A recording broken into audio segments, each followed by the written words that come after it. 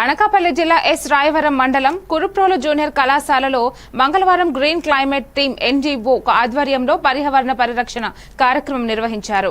పిచ్చుకల కోసం గూళ్లు, పక్షుల కోసం ధాన్యపు కంకులు ఏర్పాటు చేసి ఔషధ పండ్ల మొక్కలు నాటారు.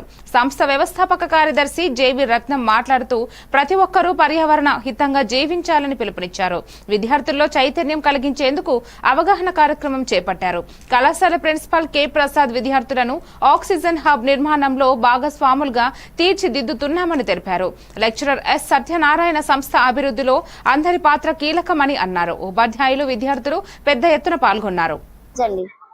చెట్లను చదువుతున్నాను. మా స్కూల్లో మొక్కలు నాటుతున్నాము. అందరూ నాటండి, ఎవరు మొక్కలను నరకవద్దు. పక్షులకి గూళ్ళు పెడుతున్నాము, ధాన్యం కంకులు పెడుతున్నాము. అందరూ పెట్టండి, వీలైతే ప్రేమించండి, చెట్లను ఎవరు నరకవద్దు.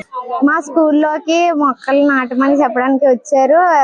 మామిడికాయలు, ఏమన్నా సీడ్స్, నీసిన ఫ్రూట్స్ సీడ్స్ కట పాడేయకుండా అవి దాసి వాటిని నానబెట్టి ఆరబెట్టాక అవి సీడ్ బాక్సెస్ చేయండి. ఇంకా కొండల ప్రాంతంలో కట మొక్కలు నాటడానికి ప్రయత్నించండి.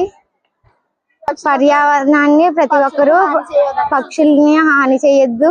ఈ రోజు మా హెడ్ మాస్టర్ మరియు మా స్కూల్ స్టాఫ్ కలిసి మాతో ఒక మొక్క నాటించారు. అందరూ అలాగే నాటండి, ఎవరు మొక్కల్ని నరకవద్దు. తర్వాత పక్షులకు గూళ్ళను కూడా ఏర్పాటు చేశారు, ధాన్యం కుంచులు కూడా ఏర్పాటు చేశారు.